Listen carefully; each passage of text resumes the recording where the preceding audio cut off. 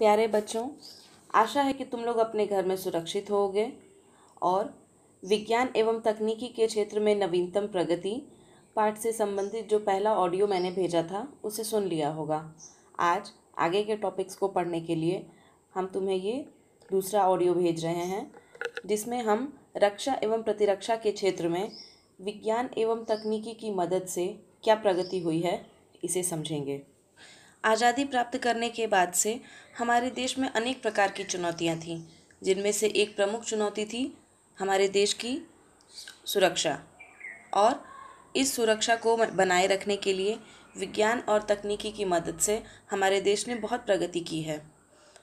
हमारे देश में एक नीति बनाई गई, भारतीय रक्षा एवं प्रतिरक्षा नीति। इस नीति के तहत रक्षा विज्ञान संगठन तथा कुछ अन्य भी तकनीकी विकास प्रतिष्ठानों को मिलाकर रक्षा अनुसंधान एवं विकास संगठन को बनाया गया। इसे ही इंग्लिश में defence research and development organisation DRDO कहते हैं। DRDO ने अनेक मिसाइलों, टैंकों तथा चालक रहित विमानों का निर्माण किया है। आओ इनमें से कुछ के बारे में हम अभी समझते हैं। रक्षा एवं प्रतिरक्षा के उद्देश्य से सतह से सतह पर मार करने वाली मिसाइल पृथ्वी, जिसका नाम पृथ्वी रखा गया, का निर्माण किया गया। रक्षा अर्थात हमें अपनी सुरक्षा करनी है, जिसके लिए हमें मिसाइल चलानी पड़ सकती हैं। और प्रतिरक्षा मतलब दूसरे किसी ने हम पर आक्रमण कर दिया तो उसको रोक सकने की क्षमता, तो उसने जो हमारे ऊपर मिसाइल चलाई है उसे हम रोक सकें, इसके लिए भी हमारे पास कुछ टेक्नोलॉजी होनी चाहिए। तो इन सब में सक्षम है पृथ्वी एक बैलिस्टिक मिसाइल है और हमारे पास यह 30 की संख्या में है। पृथ्वी मिसाइल में भी समय समय पर सुधार किया गया, जिसके कारण हमारे पास पृथ्वी 1 जो कि 150 किलोमीटर तक मार सकती है, पृथ्वी 2 जो कि 250 से 350 किलोमीटर तक मार सकती है, और पृथ्वी 3 जो 350 से 600 किलोमीटर तक मार सकती है, आज हैं। हमारे पास एक बहुत उन्नत युद्धक टैंक है जिसका नाम अर्जुन है। तुम लोग तो महाभारत की कहानी पढ़े ही होगे और जानते ही हो कि उसमें 5 पांडव थे, जिनमें से एक का नाम अर्जुन था। उन्हीं के नाम पर इस टैंक का नाम अर्जुन रखा गया है। हमारे पास आकाश नाम की भी एक मिसाइल है जो कि हवा से हवा में मार कर सकती है और यह दुश्मन के हवाई लक्ष्यों को भी बेअसर कर सकती है। इसके साथ साथ हमारे पास चालक रहित लक्ष्य भेदी विमान है, मतलब कि वो बिना किसी चालक के भी चल सकता है, कोई पायलट नहीं होगा तो भी वो चल सकता है। और हमारे पास ब्रह्मोस सुपरसोनिक मिसाइल है जो कि ज़मीन, एयरक्राफ्ट, सबमरीन, शिप्स, इनमें से किसी पर से भी चलाया जा सकता है। ये दुनिया का सबसे तेज़ क्रूज सुपरसोनिक मिसाइल है और इसकी सबसे ज़्यादा मारक क्षमता है।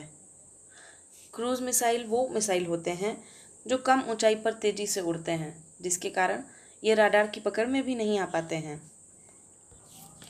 इन मिसाइलों को बनाने में बहुत अहम भूमिका डॉक्टर APJ अब्दुल कलाम ने निभाई।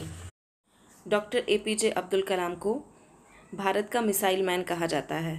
साथ ही ये हमारे 11वें निर्वाचित राष्ट्रपति रह चुके हैं और इन्हें प्यार से जनता के राष्ट्रपति कहा जाता है। इन्हें बच्चों से बहुत लगाव था और इनका ये कहना था कि बच्चे ही देश का निर्माण कर सकते हैं, जिस कारण इन्होंने बच्चों की शिक्षा के लिए बहुत से कार्य किए। भारतीय नौसेना में भी विज्ञान एवं तकनीकी की मदद से बहुत से उन्नत युद्धपोत तैयार किए जो कि दुश्मनों के दांत खट्टे करने में सक्षम हैं। इनमें ही एक है INS कोच्चि। ये 30 सितंबर सन 2015 को नौसेना में शामिल किया गया, जबकि इसको बनाने का कार्य 25 अक्टूबर सन 2005 से ही आरंभ किया गया था। यह एक विध्वंसक पोत है और हमारे भारतीय नौसेना में हाल ही में एक और पोत शामिल किया गया है जिसका नाम है INS अरिहंत। ये परमाणु शक्ति से चलने वाली भारत की पहली पनडुब्बी है और 26 जुलाई सन 2009 को कारगिल विजय दिवस की 10वीं सालगिरह पर उस समय के प्रधानमंत्री डॉक्टर मनमोहन सिंह और उनकी पत्नी ने इसका जलावतरण किया और किसी भी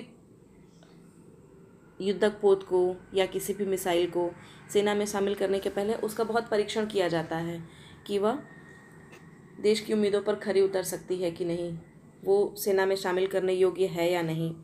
तो इस युद्धक पोत का भी 2009 में जलावतरण किया गया और इसको परखा गया कि यह हमारी नौसेना की योग्य है या नहीं, और इसको अगस्त 2016 में हमारी नौसेना में शामिल किया गया।